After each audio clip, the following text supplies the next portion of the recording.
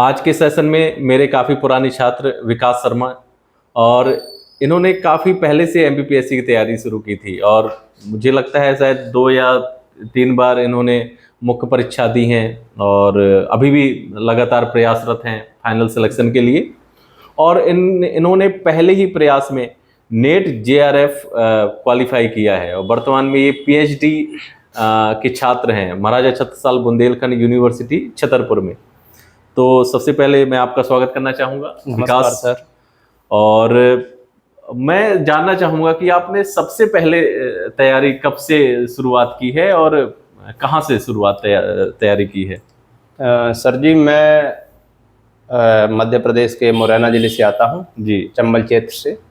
तो हमारे यहाँ ग्वालियर ही है सबसे बड़ा शहर। हाँ। तो सब लोग वहीं जाते हैं, हम भी वहीं गए।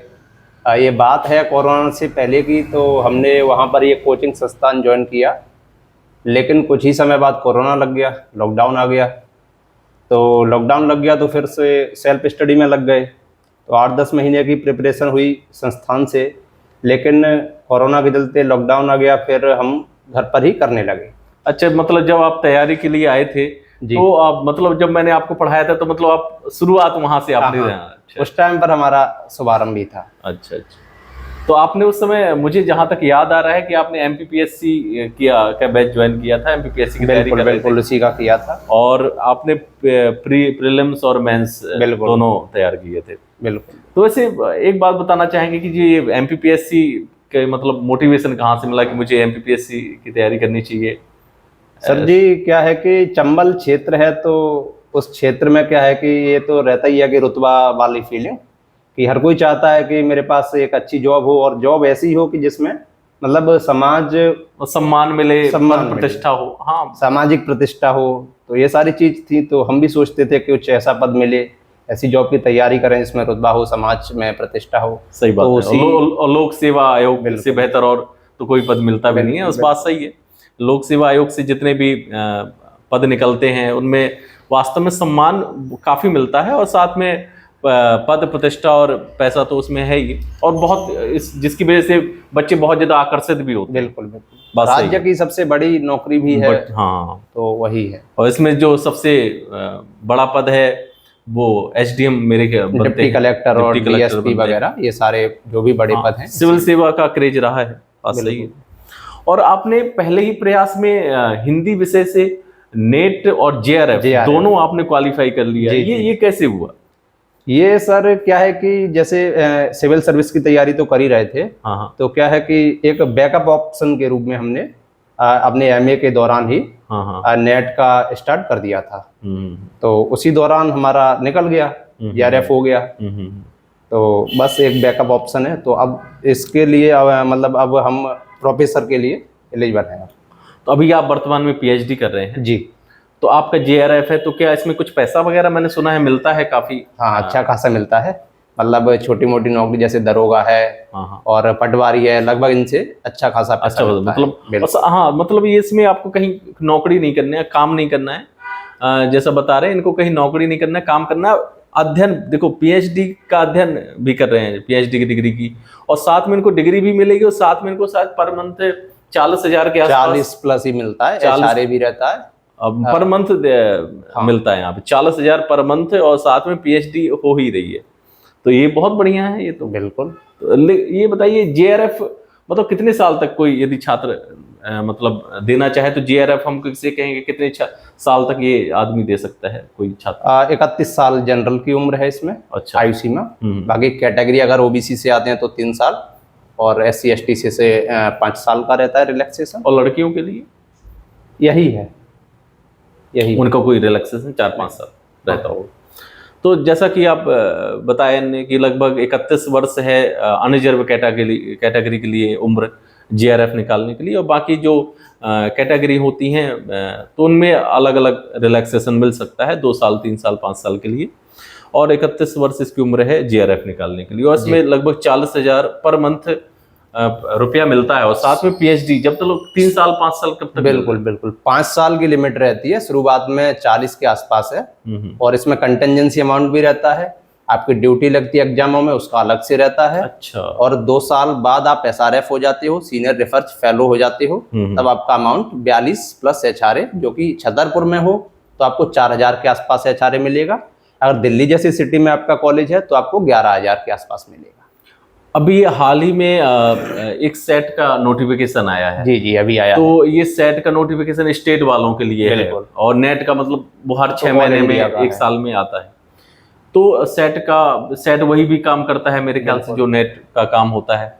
तो अभी सेट का फिर से 2025 में आया है, तो लगभग 2026 में पुनः वैकेंसी बिल्कुल असिस्टेंट प्रोफेसर की मध्य प्रदेश में आ सकती है। बिल्कुल आएगी, 100% आएगी। जब भी MPPSC प्रोफेसर की नियुक्तियां निकालता है, वैकेंसी निकालता है, उससे पहले वो सेट का निकालता है। जैसे कि हमने 24 में देखा, 24 से पहले भी सेट आया था। हर बार ऐसा होता है। विकास, मैं जानना चाहूंगा कि बहुत सारे बच्चे नेट के और JRF की प्रिपरेशन करते हैं, 4 बार में नहीं उनका होता है। जी, होता है। हमारे भी कई सारे साथी मुझे अभी हाल ही में एक छात्र मिला, तो उसने कहा मैं सर 3 बार से दे रहा हूँ, मेरा नहीं हो पा रहा है, नेट भी क्लियर नहीं हो पा रहा है, और आपने पहली बार में क्लियर किया है। जी। तो आपकी क्या स्ट्रेटेजी रही है, कौन से सोर्स रहे हैं, कौन सी किताबें रही हैं, क्या कुछ बताना चाहेंगे इसके बारे में? बिल्कुल सर, सबसे पहले तो हमें ज़्यादा कोचिंग के पीछे नहीं भाग दौड़ करनी है, ऑनलाइन कोर्सेज के पीछे नहीं जाना है। और ये PDF वाला रट्टा है, ये तो बिल्कुल नहीं करना है, क्योंकि जो PDF एक बार मोबाइल में आ जाती है वो सही कभी ओपन नहीं हो पाती है। बात सही है, अधिकांश मैंने भी देखा है, मैंने भी कुछ PDF डाउनलोड की है। मैंने कहा इसको जब समय मिलेगा पढ़ूंगा, लेकिन मुझे वो समय कभी मिला ही नहीं। होता है वो सर। तो मेरी सलाह यही है कि मूल पुस्तकें पढ़ो। जैसे कि मैं कुछ पुस्तकों के नाम सुझाना चाहूँगा। जी जी। एक जैसे मेरा विषय हिंदी है, तो मैं अपनी हिंदी से रिलेटेड पुस्तकें बताता हूँ। नेट JRF के लिए आप सबसे पहले तो आचार्य रामचंद्र शुक्ल का हिंदी साहित्य का इतिहास सबसे बेस्ट बुक है। अच्छा, प्रामाणिक बुक है। आपका अगर NTA या कोई भी एग्जाम है, वो कोई क्वेश्चन गलत भी देता है, अगर आप उस पुस्तक से चैलेंज करोगे, भले ही उस पुस्तक में गलत लिखा हो, जो भी लिखा हो, आपका चैलेंज स्वीकार किया जाएगा। अच्छा, रामचंद्र शुक्ल की किताब। इसके अलावा भी हैं कई सारी पुस्तकें, जैसे कि बच्चन सिंह का दूसरा इतिहास है। अच्छा। और हिंदी साहित्य और संवेदना का विकास है, रामस्वरूप चतुर्वेदी जी का है। हिंदी का गद्य साहित्य है। तो ये सारी मूल पुस्तकें हैं। अपन को इन्हीं पर फोकस ज़्यादा करना है, कोचिंगों के पीछे नहीं भागना है, गाइडों के पीछे नहीं जाना है। और मध्य प्रदेश में यदि बात करें हिंदी की, तो मध्य प्रदेश एक ऐसा राज्य है जहां पर हिंदी का काफ़ी ज़्यादा महत्व रहता है, और मध्य प्रदेश के अधिकांश जो प्रतियोगी परीक्षाओं के एग्जाम होते हैं उसमें हिंदी काफ़ी पूछी जाती है। जैसे कि SI जो सब इंस्पेक्टर की परीक्षा होती है, उसमें भी काफ़ी मध्य प्रदेश में हिंदी आती है। और इसके अलावा जो व्यापम से एग्जाम होते हैं, या मध्य प्रदेश में भी जो मध्य प्रदेश सिविल सेवा का परीक्षा होता है, मुख्य परीक्षा, उसमें भी एक हिंदी विषय का 200 अंकों का पेपर 200 अंकों का। तो यदि कोई मान लो, चूंकि आप हिंदी के काफ़ी आपने किताबें पढ़ी होंगी, सब कुछ पढ़ा होगा, तो आपको ज़्यादा जानकारी है। तो मैं ये भी जानना चाहूँगा कि जैसे कोई SI की तैयारी करता है तो वो कहाँ कैसे करे, और जैसे मध्य प्रदेश मुख्य परीक्षा की तैयारी कर रहा है तो मुख्य मेंस एग्जाम के लिए हिंदी को कैसे तैयार करे? इनके पहले सबसे बेस्ट तो है NCERT, उनका कोई तोड़ है नहीं।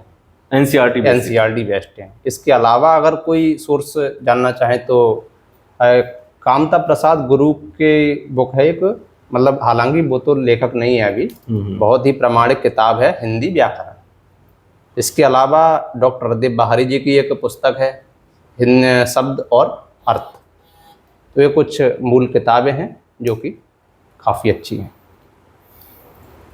अच्छा, तो मैं ये देखता हूँ जो नया छात्र आता है बहुत हिंदी में बहुत कम रुचि लेता है, और जो नया छात्र आता है तैयारी करता है तो बहुत ज़्यादा सीरियस नहीं रहता। बिल्कुल। आप तो काफ़ी समय से तैयारी भी कर रहे हैं, काफ़ी एग्जाम भी आपने क्वालिफाई किए हैं, और लगातार आप फाइनल सिलेक्शन की, मुझे लगता है आप फाइनल रेस में आप लगभग हो जाएगा, या 2026 में सिविल सर्विस में हो जाएगा, या आने वाली AP में असिस्टेंट प्रोफेसर में 26 में प्रोफेसर की आना ही है। हाँ, हमारे तो आपने काफ़ी मेहनत की है, लेकिन जो नया छात्र आ रहा है वो थोड़ा सा कम मेहनत कर रहा है, मुझे लग रहा है। तो आप उनके लिए क्या संदेश देना चाहेंगे, मार्गदर्शन? उनके लिए यही है कि थोड़ा सा शुरू करो, कुछ तो पढ़ो। और हिंदी की बात जहाँ तक आपने की है, तो हिंदी, भारत में हिंदी को थोड़ा उतना महत्व नहीं मिला है। मध्य प्रदेश में तो काफी मिलता है। मिलता है, मध्य लेकिन में- हम लोग ही नहीं देते हैं। एक तरह से ऐसा बोला जाता है ना, आपकी तो हिंदी हो गई। कहीं ना कहीं वो हमारी धारणा निकले हिंदी के प्रति, जबकि ऐसा नहीं है कि हिंदी वाले प्रोफेसर को कम वेतन मिलता हो। हाँ, नहीं नहीं, वेतन सभी बिल्कुल का उतना बराबर ही मिलता है। मिलेगा जैसा अंग्रेजी वाले को मिलेगा। तो कहीं ना कहीं हमारी खामी रही है। हाँ। तो इसके अलावा आप ये बताइए कि आपने दोनों तैयारी की हैं, मध्य प्रदेश सिविल सर्विस में भी की तैयारी की है मुझे पता है, और अभी असिस्टेंट प्रोफेसर जीआरएफ नेट जी। तैयार की है आपने।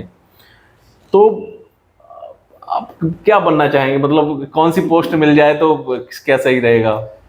देखो, रुतबे वाली तो पीएससी ही है, सिविल सर्विस है, हाँ बात सही है। सुकून वाली प्रोफेसर की है।